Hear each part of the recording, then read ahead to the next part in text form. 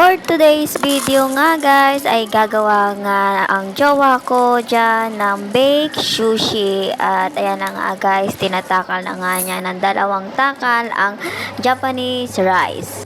Then after nga ng pagtakal niya ay hugasan na nga niya itong Japanese rice ng dalawang hugas. Then after paghugas nga ay sabi niya nga dyan ay hihintayin nga daw ibabad ang Japanese rice for 15 minutes.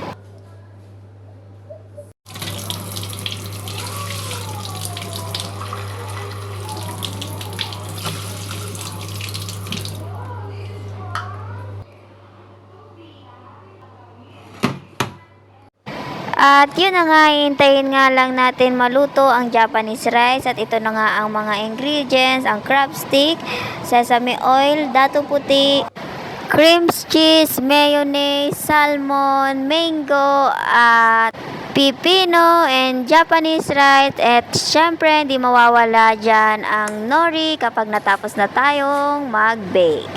So, ayan na nga guys, tapos na nga ang Japanese rice na ating kailangang lagyan ng mga ingredients. So, ayan na nga, nilalagyan na nga niya dyan ng 2 teaspoon na suka at nilagyan din niya dyan ng sesame oil na 3 teaspoon.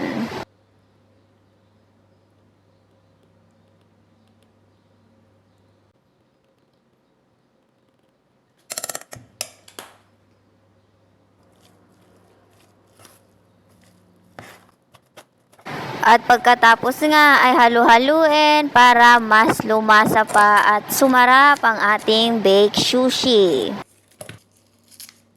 Sa Japanese rice nga pala guys, nilagyan nga niya dyan ng nori para nga mas sumarap nga din. At ayan nga, ginunting-gunting niya nga, pinaliit-liit niya nga lang. At ayan, hinalo-halo. At nagunting nga siya dyan ng nori para sa pag-toppings mamaya sa ibabaw ng baked sushi. At ayan na nga guys, pinapakita na nga niya dyan ang cream cheese. Ilalagay niya nga yan lahat.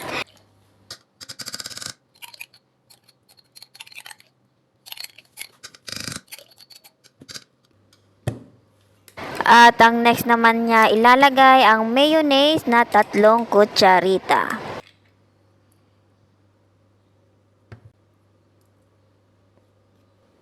Inilagay na nga rin niya dyan ng crab stick at pagkatapos ngang ilagay ay halo-haluin na at para sumarap na nga at maging ready na ang kanyang baked sushi kasi nga ready na nga rin ang Japanese rice.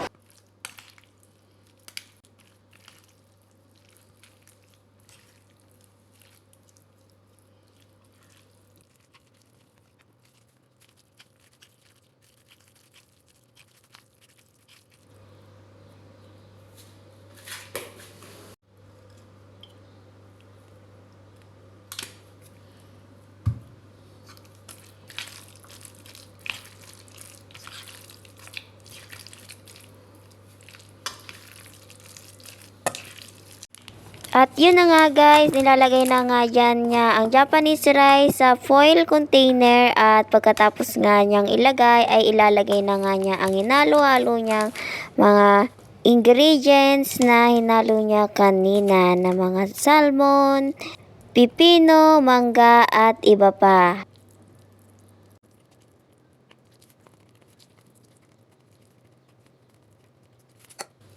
Nilalagyan na nga niya dyan ng toppings na nori na ginupit-gupit niya kanina at pagkatapos niyang lagyan ng nori ay with cheese naman. Para nga pag nilagay nga natin ito sa air fryer ay mas sumarap pa. At ayan na nga guys, nilalagyan din nga niya ng mayonnaise.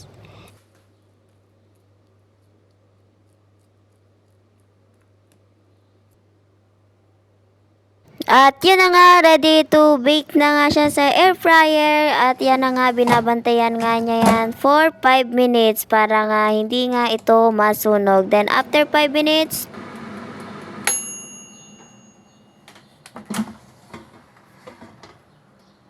ayan na guys ang result niya. Grabe guys, sobrang sarap niyan. Ito na nga at titikman na nga namin yan.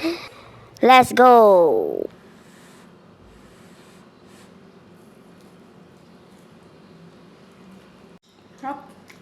Okay.